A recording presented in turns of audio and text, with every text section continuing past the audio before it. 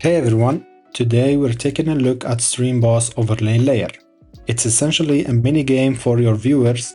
It lets them see in real time how their tips, bits, subscriptions, super chat, and other interactions affect the current boss. It's a fun way to increase engagement. To get started, open overlay page. You can find it under the core category in Lumiastream sidebar. Create a new overlay or open an existing one if you'd like to add Sprite Boss to your current setup. Click add layer, search for Sprite Boss and hit enter. The layer will be added to your canvas and comes pre-configured with the most popular events streamers use, such as tips and bits, along with recommended damage settings. Of course, you can customize everything to fit your stream. We'll start with the settings, then take a look at themes. The first option is initial boss name. This is the name shown when the overlay first loads. Once viewers start interacting, the boss name will automatically update to the viewer who lands the final hit and defeats the current boss. Next is the base health. This defines the starting HP of the boss in several game mode calculations. Right beside it, you will find the game mode dropdown, which determines how much HP the next boss receives after the current boss is defeated. The default mode is carryover damage. In this mode, the next boss receives the previous boss's maximum HP plus any overkill damage. Fixed HP is the simplest mode. Every new boss starts with the base health value regardless of how much damage the previous boss took. Finisher bonus makes the final hit more impactful. It adds the entire finishing hit to the next boss. Increasing HP ignores damage value entirely.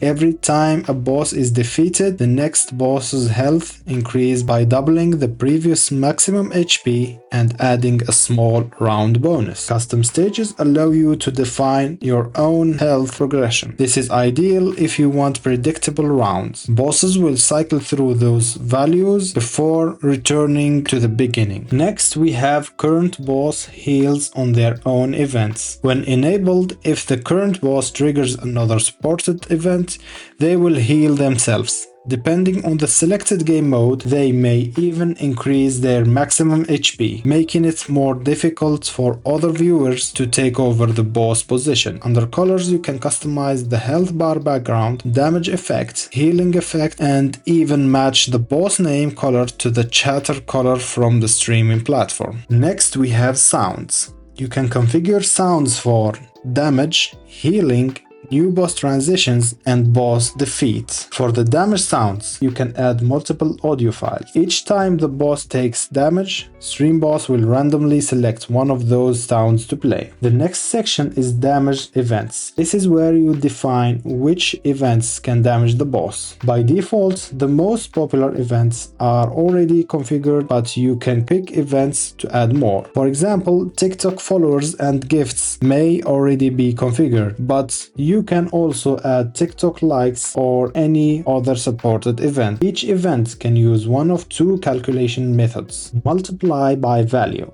uses the actual value of the event. Fixed damage applies the same amount every time the event occurs. Now let's move over to the left side and take a look at themes. The theme picker includes several styles you can choose from depending on the look you're after. Some themes offer unique gameplay presentations. For example, the Smash percentage theme displays health as a percentage instead of traditional bar. Another unique option is the Sprite Boss theme, which provides a much more game-like experience. When you select the Sprite Boss theme, you will notice a new section appears in the settings panel. Here you can enable or disable the Mega Boss state. This determines which sprite set is displayed when the boss reaches a specific health threshold. You can also customize sprite size, hit animation duration, and defeat animation duration. Unless you're using custom sprites, we recommend leaving these values as default. Each boss supports multiple animation states. The idle animation is shown during normal gameplay. The hit animation plays whenever the boss takes damage. The defeat animation plays when the boss is defeated and the new boss is about to take over. You can also upload your own custom sprites. Let's select this subgift sprite as an example. In the editor, you will define the layout of your sprite sheet sheets. For example, this sprite sheet contains 12 columns and 10 rows. Frame delay controls the speed animation. You can use offset to remove unused area of the sprite sheet. For this animation,